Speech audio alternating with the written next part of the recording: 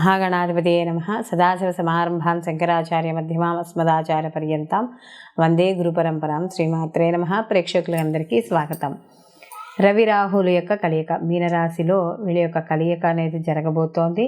రవి ఎప్పుడైతే కుంభరాశి నుండి మనకి మీనరాశిలోకి ప్రవేశిస్తాడో అప్పటి నుండి మనకి ఈ యొక్క రవి రాహుల యొక్క కలయిక జరగబోతోంది.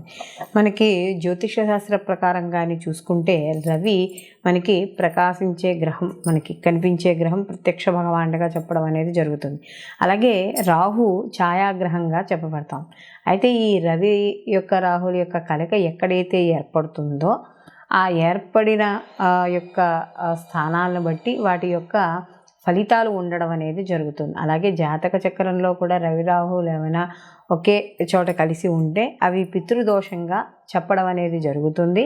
అక్కడ కూడా మనకి కాస్త ఈ రవి రాహువుల యొక్క కలయిక వల్ల ఎలా ఉంటుందంటే రెండు విరుద్ధ గ్రహాలు ఒకరికి పడదు, శత్రుగ్రహాలుగా చెప్పడం అనేది జరుగుతుంది. అందులోనూ ఎప్పుడైతే రవి రాహువులు ఒకే చోట చేరతారో రవి బలాన్నంతా కూడా రాహు తీసుకోవడం అనేది జరుగుతుంది. కాబట్టి అక్కడ రవి శుభస్థానంలో ఉన్న ఆయన ఇచ్చే ఫలితాలు అంత అంటే 100% ఆయన శుభ ఫలితాలను ఇవ్వడానికి ఆస్కారం అనేది ఉండదు. కాబట్టి అలాంటి విషయాల్లో కాస్త ఇక్కడ మనకి ఇబ్బందులు పడడం అనేది ఉంటుంది. అయితే సహజంగా మామూలుగా ఏమైనా రాహు కానీ ఒక మన జాతకంలో ఆయన ఉండే స్థితి బాగుంటే మాత్రం వాళ్ళు చాలా ఉన్నత స్థితికి వెళ్ళడం అనేది జరుగుతుంది. అలాగే జాతకంలో కానీ ఈ యొక్క రవి రాహుల యొక్క కలయిక కానీ లేకపోతే రాహు యొక్క ఉండే స్థితి కానీ సరిగ్గా లేకపోయి ఉంటే ఆయన దానివల్ల కాస్త బాగున్న వాళ్ళు కూడా, అంటే జాతక ప్రకారం బాగున్న వాళ్ళు కూడా కాస్త ఇబ్బంది పడే అవకాశాలు అనేవి కనబడతాయి. అయితే ఈ యొక్క రవి రాహుల యొక్క కలయిక వల్ల సహజంగా ఏర్పడే ఇబ్బందులు ఏమిటి అంటే స్నేహవర్గంలోనూ బంధువర్గంలోనూ మాట పట్టింపులు, వివాదాలు ఇలాంటివి రావడం, లేదా ధర్మానికి విరుద్ధంగా ఏవైతే కార్యక్రమాలు ఉన్నాయో అవి చేపట్టడం, ఉద్యోగాల్లో ఒత్తిళ్ళు కాస్త ఎక్కువగా ఉండడం, ఇలాంటివన్నీ కూడా కనబడుతూ ఉంటాయి.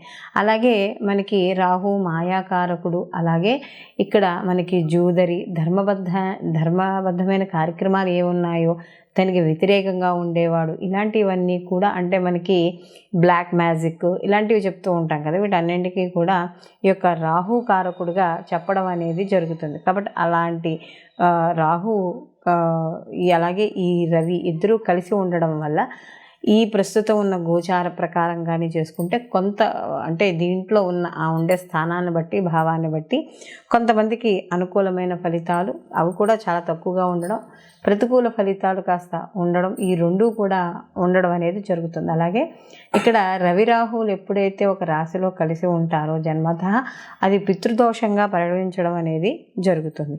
అందుకనే చూడండి మనకి ద్వాదశ రాశుల వారికి సానుకూలమైన ఫలితాలే ఉండవు, అలానే అనుకూలమైన ఫలితాలే ఉండవు. అంటే ప్రతికూల ఫలితాలు ఉండవు. ఒకరికి సానుకూలం, ఒకరికి ప్రతికూలమైన ఫలితాలు కూడా ఉండడం అనేది మనకి ఇక్కడ జరుగుతుంది. అయితే ఇక్కడ రవి రాహుల కలయిక వల్ల ఏమవుతుంది అంటే ఒక వ్యక్తి తన జీవన విధానంలో కొన్ని మార్పుల్ని, ఒడిదుడుకుల్ని ఎదుర్కోవాల్సి వస్తుంది, ఇబ్బందుల్ని.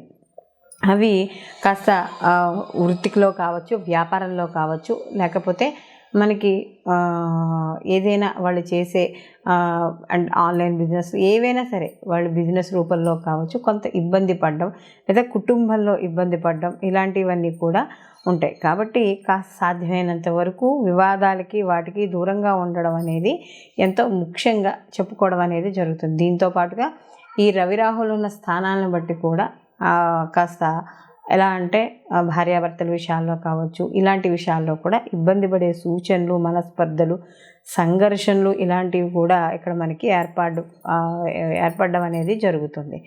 అయితే ఇక్కడ మనకి ముఖ్యంగా చూసుకోవాల్సింది రవి ఈ ప్రభుత్వ రంగాల్లో పనిచేసే వాళ్ళకి, government, state government, central government, రాజకీయము ఇలాంటి వాటికి అన్నిటికీ కూడా మనం ఈ యొక్క రవిని మనం చెప్పడం అనేది జరుగుతుంది. ఎందుకంటే తండ్రి, ఆత్మకారకుడు, ఇవంతా కూడా మనం రవికి చెప్పడం. అలాగే ముఖ్యంగా ఈ యొక్క పోలీస్ శాఖకు సంబంధించింది, సైబర్ సెక్యూరిటీస్, రాజకీయము ఇలాంటి వాటికి మనం ఇందాక చెప్పుకున్నట్టుగా ఇవన్నీ రవి కారకత్వాలుగా చెప్పుకున్నప్పుడు పట్టుదల, ఒక దర్పము, అంటే ఒక రాజు కదా, సో ఆ వేతే లక్షణాలు, రాజుకి ఏ విధ లక్షణాలు ఉంటాయి అవన్నీ కూడా రవికి ఉండడం అనేది జరుగుతుంది.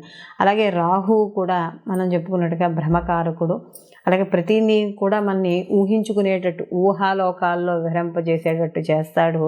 అలాగే మనకి ఈ యొక్క విదేశీయానము అంటే దూర ప్రాంతాలకు ప్రయాణాలు ఇలాంటివన్నీ కూడా రాహు సూచించడం అనేది జరుగుతుంది. కాబట్టి ఇక్కడ మొత్తం మీద ఈ రవి రాహుల యొక్క కలయిక వల్ల ద్వాదశ రాశుల వారికి కూడా మనకి ఎటువంటి ఫలితాలు ఉంటాయి, ఏమిటి అలా అనే విషయాన్ని మనం ఇప్పుడు తెలుసుకుందాం.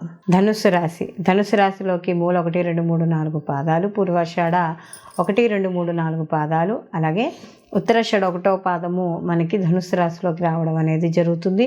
రాశ్యాధిపతి వచ్చి గురువు. అయితే ఈ యొక్క ధనుస్సు రాశి వాళ్ళకి చతుర్థ స్థానంలో ఈ యొక్క రవి రాహుల యొక్క సంచారం అనేది జరుగుతోంది. అయితే ఎప్పుడైతే ఈ యొక్క కేంద్ర స్థానం అయి ఉంటుంది, అలాగే చతుర్థ స్థానం అనేటప్పటికీ మనం తల్లి, అలాగే వాహనము, గృహ సౌఖ్యము, భూములు ఇలాంటివన్నీ కూడా మనం ఈ యొక్క 4th హౌస్ని ఇండికేట్ చేయడం అనేది జరుగుతుంది.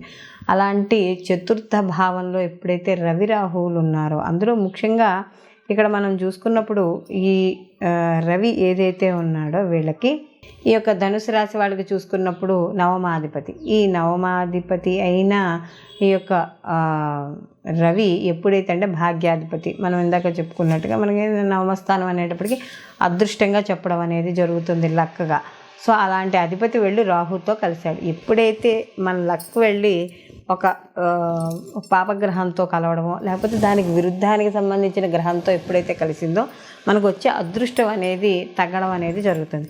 ముఖ్యంగా ఇది 4th హౌస్లో ఉన్నాయి కాబట్టి వాహనాలు కొనేటప్పుడు లేదా వాహనాలు రిపేర్ చేయించేటప్పుడు, వాహనాల మీద వెళ్ళేటప్పుడు ఇలాంటివన్నీ కూడా సమయాల్లో జాగ్రత్త అనేది వహించుకోవాలి. ఎందుకంటే రిపేర్ అంటే ఎక్కువగా రిపేర్స్కి రావడం, డబ్బులు ఎక్కువగా ఖర్చు పెట్టడం, తల్లి ఆరోగ్య విషయాల్లో జాగ్రత్తగా ఉండడం, కుటుంబంలో ఏదైనా గృహంలో మార్పులు కానీ చేర్పులు కానీ చేయించేటప్పుడు కూడా కాస్త చూసుకుని వహించడం అనేది మంచిది. అలాగే ప్రయాణాలు చేసేటప్పుడు కూడా జాగ్రత్తగా ఉండడం అనేది మంచిది. అలాగే తల్లి ఆరోగ్య విషయాల్లో వాటిల్లో కూడా జాగ్రత్త ఎప్పటికప్పుడు మీరు చూసుకుంటూ ఉండడం ద్వారా ఇక్కడ ఈ యొక్క ధనుస్సు రాశి వాళ్ళు ప్రతికూల ఫలితాలు తగ్గి సానుకూల ఫలితాలు పొందడం అనేది జరుగుతుంది. అలాగే భూములు కొనేటప్పుడు అమ్మేటప్పుడు కూడా ఇక్కడ జాగ్రత్త అనేది తప్పకుండా ఈ యొక్క రాశివారు, ధనుసు రాశి వాళ్ళు జాగ్రత్తలు అనేవి తీసుకోవాలి. అయితే ఇక్కడ గురువు వీళ్ళ యొక్క రాశిని చూస్తున్నా, కొంత శుభ ఫలితాలను ఇస్తున్నా కూడా అప్పుడప్పుడు మోసపోయే అవకాశం ఉంది. కాబట్టి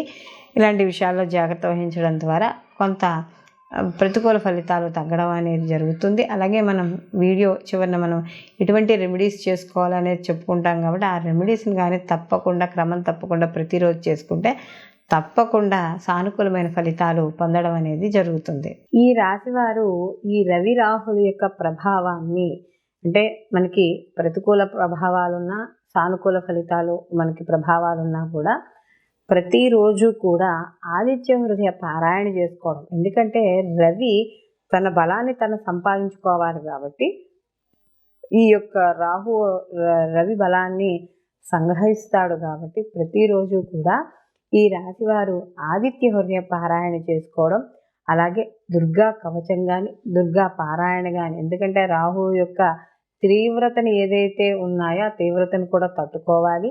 సానుకూల ఫలితాలు ఉన్నా కూడా మనకి ఇక్కడ మరింత సానుకూలంగా రావడానికి నిత్యము అమ్మవారి యొక్క ఆరాధన, అలాగే సూర్య నమస్కారాలు, ఆదిత్య హృదయ పారాయణ ఇవన్నీ కూడా ఈ రాశివారు ప్రతిరోజు తప్పకుండా చేసుకోవాలి. అలాగే సూర్య భగవానికి సంబంధించిన ద్వాదశ నామాలు చదువుకున్నా, అలాగే ఆదివారాలు ఈ ఏదైతే పీరియడ్ ఆఫ్ టైం ఉందో ఈ పీరియడ్ ఆఫ్ టైంలో మనకి ఈ యొక్క రవికి సంబంధించిన ఏదైనా కవచాన్ని పారాయణ చేసుకోవడం, లేదా సూర్యాష్టకం పారాయణ చేసుకోవడం, ఏదైనా చేసుకోవచ్చు.